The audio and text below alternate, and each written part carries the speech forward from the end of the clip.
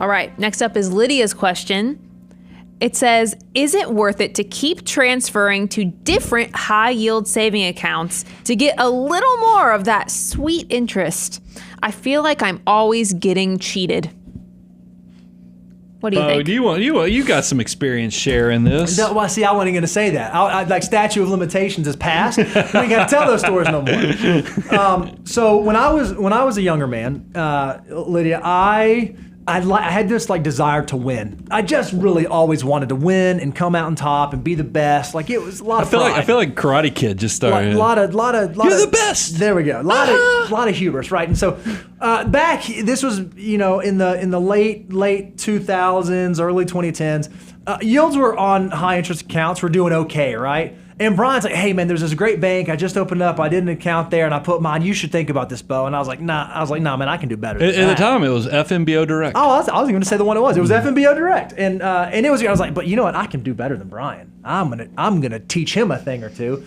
And so, like a good researcher, I went to Bankrate.com. I checked all the high yields, and I found one. And that one was paying. I want to say it was 20 basis points higher. It was 0.2%. I was like, you know what? I'm going to open this account because I'm going to be able to squeeze a little bit more yield than Brian. And I went and opened the account, and I just came and I just glowed. I mean, I Conor McGregor'd into the office, right, my fancy walk, because I thought it was so amazing I beat him. And literally, 3 months? Mm-hmm. 3 months later, rate was cut in half. Like half of what Brian was getting on his high interest. And I learned that lesson. You know what? I don't need to chase yield. I don't need to go try to find the best payer. What I need to look at is a really good, long-term, consistent high yield payer. Because even if I can eke out an extra 0.1 or 0.2%, when I look at the total value of my emergency fund, is that much money, whatever that difference in interest is it really worth the effort it's going to take me to open up a new account and relieve the checking and do that? Is it actually worth it? And is that rate even going to stick? Or am I going to move all my money over there just for the Fed to have their next drop in rates and then all of a sudden that one drops the rate down? I think you really have to, when it comes to high yield accounts, measure the materiality of the decision that you're making to determine if it warrants the effort that it would take. Yeah, I'll share that I think Bo fell into the okie doke trap, mm-hmm. that these banks play these. They know people go to Bankrate and other sites that list the highest interest rates, and they use it as a way to harvest assets, to get it in, and then they over time will just start lowering the rate, and then you'll wake up.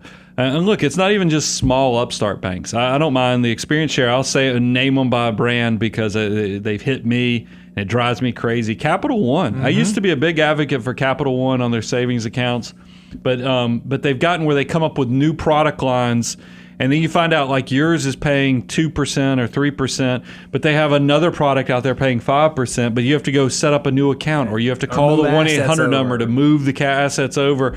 Now, like, why shouldn't they just have that account for everybody? It's because they're using this as a strategy to harvest assets. My advice to somebody, this is from a point of wisdom, is because you don't want to waste the calories. You don't want to have to feel like you're chasing the yield. Is go find the provider who's consistently at the top of the list. They might not be the tippity top. Mm-hmm. As Bo said, he was trying to beat me by 20 basis points or 0.2%.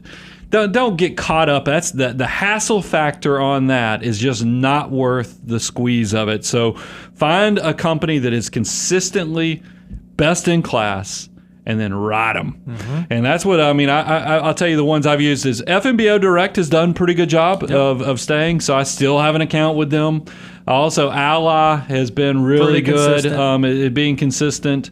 We get nothing for sharing this, by the way, so don't think that these are affiliate links or anything. We're not smart enough to do that type of stuff. But there's others out there that are looking at, but just be consistent.